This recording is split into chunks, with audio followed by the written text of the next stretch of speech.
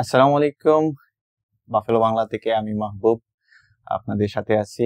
আজকে আমাদের স্টুডিওতে এসে হাজির হয়েছেন বাংলাদেশের স্বনামধন্য টিভি চ্যানেল 71 এর সিনিয়র নিউজ প্রেজেন্টার এবং রিসার্চার ইসরাত আমিন আপুকে আমাদের বাফেলো বাংলা স্টুডিওতে স্বাগতম জানাই। ধন্যবাদ। জি, আর কেমন আছেন আপু? আলহামদুলিল্লাহ অনেক ভালো আছি। বাফেলোতে কেমন লাগছে? আচ্ছা, কথা শুরুতেই আমিও বাফেলো বাংলার পক্ষ থেকে সবাইকে শুভেচ্ছা জানাচ্ছি, বাফেলোতে বসবাসকারী প্রত্যেক বাংলাদেশিকে। বাফেলোতে এসে এবার আমার খুবই ভালো লাগছে। আমি মূলত এসেছি বাফেলোর স্বনামধন্য মুক্তাদির হোসেন মিসবাহ শ্রদ্ধেয়, উনি বাফেলো বাংলায় খুবই জনপ্রিয়। বাফেলোতে উনার ছেলের বিয়েতে, উনি আমার আত্মীয়, উনি আমার বড় মামা, উনার ছেলের বিয়ে উপলক্ষেই মূলত আমি এবার বাফেলোতে আসা হয়েছে আমার। বুঝতে পারছি। আপনাকে অসংখ্য ধন্যবাদ আমাদের স্টুডিওতে আসার জন্য, সেই সাথে আমাদের সাথে সময় কাটানোর জন্য আপনাকে অসংখ্য ধন্যবাদ।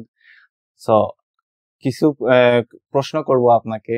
আমরা আপনার সম্পর্কে জানতে চাই এবং বাংলাদেশের সমসাময়িক পরিস্থিতি সম্পর্কে আপনার সাথে আমরা কথা বলতে চাই। সো আপনার এই যে এই সাংবাদিকতায় কিভাবে আসলেন আপনি? আচ্ছা, সাংবাদিকতায় আসা হয়েছে মূলত আমি যেহেতু ঢাকা ইউনিভার্সিটি ঢাকা বিশ্ববিদ্যালয়ের সাংবাদিকতা বিভাগে পড়েছি, এবং সাংবাদিকতা বিভাগের যেই একটা প্র্যাকটিস যে সবাই পড়াশোনা করা অবস্থাতেই বিভিন্ন পত্রপত্রিকা হোক, বিভিন্ন টিভি চ্যানেলে হোক, কাজ শুরু করে। একদম প্রথম বর্ষ থেকে দেখা যায় সবাই কাজ শুরু করে। তো ওই ধারাবাহিকতায় আসলে আমাদের অগ্রজ যারা ছিলেন, সিনিয়র যারা ছিলেন, তাদেরকেও দেখেছি এভাবে কাজ করতে। তো সেই ধারাবাহিকতাই আসলে আমার, মানে যেহেতু আমার পড়াশোনাই ছিল সাংবাদিকতা বিভাগে, তাই আসলে এখানে আমাকে খুব বেশি কষ্ট করে আসতে হয় নাই। আমি যেহেতু আমার এডুকেশন ব্যাকগ্রাউন্ডটাই হচ্ছে সাংবাদিকতা বিভাগে, আমি ওখান থেকেই আসলে আমার জার্নিটা শুরু। বুঝতে পারছি। আমাদের দেশের সাংবাদিকতার কি অবস্থা? আমরা তো দূরে থেকে বুঝতে পারতেছি না। আচ্ছা, কঠিন প্রশ্ন এটা। আসলে এটা নিয়ে কথা বলতে গেলে অনেক লম্বা কথা হবে, আবার এটা নিয়ে বেশি বলতে গেলেও সমস্যা। কিন্তু সাংবাদিকতা আসলে দেশের সাংবাদিকতার যে কি বলবো গণ্ডিটা তো আসলে অনেক বড়। আমি আমেরিকায় অনেকবারই আসা হয়েছে। আমি আমেরিকার কমিউনিটি চ্যানেল, যেটা বাঙালি কমিউনিটি টেলিভিশন, যেগুলো নিউ ইয়র্কেও বেশ কিছু চ্যানেল দেখার আমার সৌভাগ্য হয়েছে, টাইমস টিভি, টিভিএন 24। আবার এখানে বাফেলো বাংলা দেখে আমার খুবই ভালো লাগছে যে আপনারা মূলত এখানে যারা প্রবাসী বাংলাদেশিরা আছে তাদের জন্য কাজ করেন। সেইটা যদি বিচার করা যায় তাহলে আসলে বাংলাদেশে তো আসলে গণ্ডিটা অনেক বড়, পরিসর অনেক বড়। সেখানে কাজ করতে গিয়ে এবং বিশেষ করে বাংলাদেশের পলিটিক্যাল সিচুয়েশন যদি আমি বলি, তাহলে তো এটার একটা উত্থান পতন হয়েছে, আপনারা দেখেছেন 5 আগস্টের পরে। তো সেই হিসাবে আসলে প্রত্যেক সরকার বা প্রত্যেক রাজনৈতিক পটভূমিতেই তো সাংবাদিকতা এবং টেলিভিশন মিডিয়া, প্রিন্ট মিডিয়া বলেন, গণমাধ্যম যদি আমরা ধরি, সেটা তো আসলে অনেক পরিবর্তন হয়, অনেক ধরনের পরিবর্তন হয়, অনেক কিছু সংযোজন বিয়োজন হয়। প্রত্যেকটা রাজনৈতিক পটভূমিতেই কিন্তু দেশের সাংবাদিকতায় একটা আমূল পরিবর্তন আসে। তো সেই হিসাবে আসলে খারাপ ভালো এভাবে বলা যায় না। যদি আমি বলতে হয় যে আমি একজন সাংবাদিক হিসেবে যদি বলতে যাই, তাহলে আসলে আমি বলবো যে রাজনৈতিক পটভূমিতে আমাদের সাংবাদিকদের জন্য বা যে কোনো গণমাধ্যমের জন্য অনেক বড় চ্যালেঞ্জ। এই চ্যালেঞ্জগুলো মোকাবেলা করেই আমাদেরকে এগিয়ে যেতে হয়।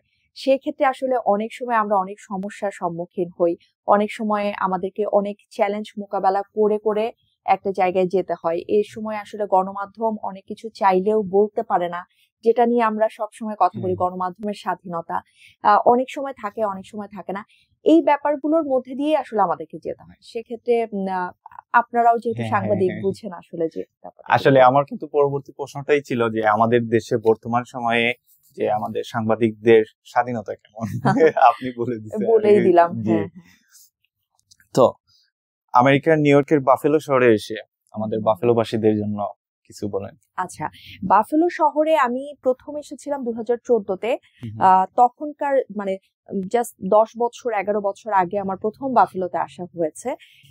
তখন আর এখন প্রায়ই আসা হয় আমার বাফেলোতে, কারণ আমি যেটা বললাম যে শ্রদ্ধেয় মুক্তাদির হোসেন মিসবা উনি আমার বড় মামা, যেহেতু একদম ফ্যামিলি মানে ফ্যামিলি রিলেটিভ এখানে আছে, আমার প্রায়ই আসা হয় বাফেলোতে।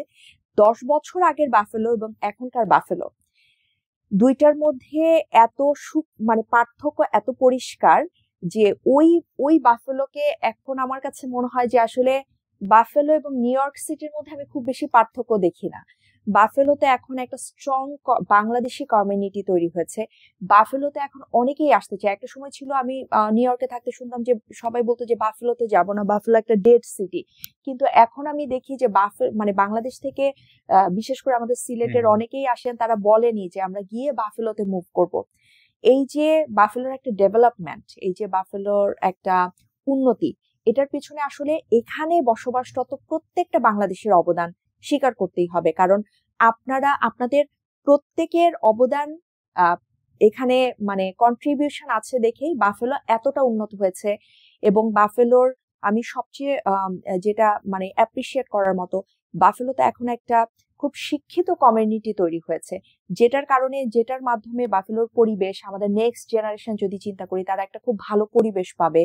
এবং এখানে বাঙালি কমিউনিটি এত বড় যে আমি আমার মামাতো ভাইয়ের বিয়েতে এসেছি, শুরুতেই যেটা বললাম, বিয়েতে প্রায় 1500 মানুষ অ্যাটেন্ড করেছে এট এ টাইম। এটা আসলে মানে বাফেলো তো দূরের কথা, এটা বাংলাদেশেও হয়তোবা এখন মানুষের এত সময় থাকে না যে একটা বিয়েতে 1500 মানুষ অ্যাটেন্ড করবে। ইভেন এটা যদি নিউ ইয়র্কেও হতো তাহলেও হয়তো নিউ ইয়র্কেও অনেক বিয়ে হয়, 1500 মানুষ কিন্তু মানে এট এ টাইম অ্যাটেন্ড করে না। এখানে এই যে আন্তরিকতার ব্যাপারটা, যে যাদেরকেই দাওয়াত দেওয়া হয়েছে সবাই এসেছে আমাদের বিয়েতে, এবং একটা মনে হচ্ছিল যে বাফেলো একটা মিলন মেলায় পরিণত হয়েছে, বাংলাদেশিদের মিলন মেলায়। তো এই ব্যাপারগুলো আসলে খুবই অ্যাপ্রিসিয়েট করার মতো। আর বাফেলোবাসীর উদ্দেশ্যে আমি যেটা বলবো যে আপনাদের এই ছোট ছোট কন্ট্রিবিউশন গুলো বাফেলোকে আরো সামনের দিকে আরো অনেক এগিয়ে নিয়ে যাবে। খুব সুন্দর একটা কমিউনিটি তৈরি হবে।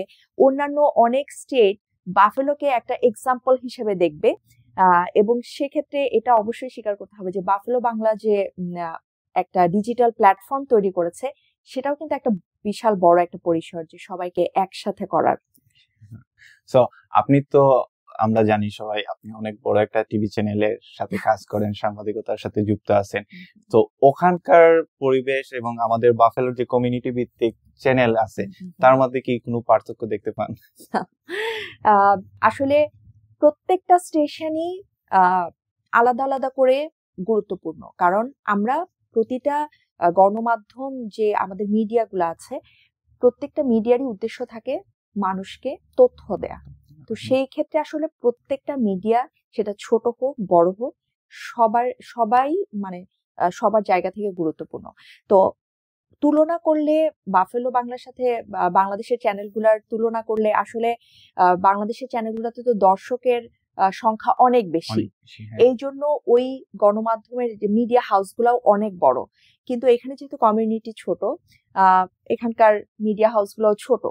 কিন্তু আমি আসলে পরিসর বা কত বড় পরিসরে কাজ করা হচ্ছে, কতজন কর্মী কাজ করছে, এটাকে তুলনা না করে আমি যেটা তুলনা করতে চাই যে প্রত্যেকটা এখানে বাফেলোতে বাফেলো বাংলা অনেক বেশি গুরুত্বপূর্ণ, কারণ বাফেলো বাংলা থেকেই বাংলাদেশিরা অনেক গুরুত্বপূর্ণ তথ্য পাচ্ছে। তো সেই দিক থেকে আসলে আমি কোনোটাই ছোট করে দেখতে পারি না, সব জায়গায় সব গণমাধ্যমই গুরুত্বপূর্ণ। অসংখ্য ধন্যবাদ আপু আমাদেরকে সময় দেওয়ার জন্য, আপনার মূল্যবান সময় দেওয়ার জন্য। আর বাফেলো বাংলার দর্শক সবাইকে অসংখ্য ধন্যবাদ আমাদের সাথে থাকার জন্য। আপনাদেরকেও অনেক ধন্যবাদ আমাকে এখানে ডেকে আমার একটা ইন্টারভিউ করার জন্য, এটাতে আমিও খুব অনার্ড ফিল করছি। আর বাফেলো বাংলার প্রত্যেক বাংলাদেশিকে আমার পক্ষ থেকে আন্তরিক শুভেচ্ছা।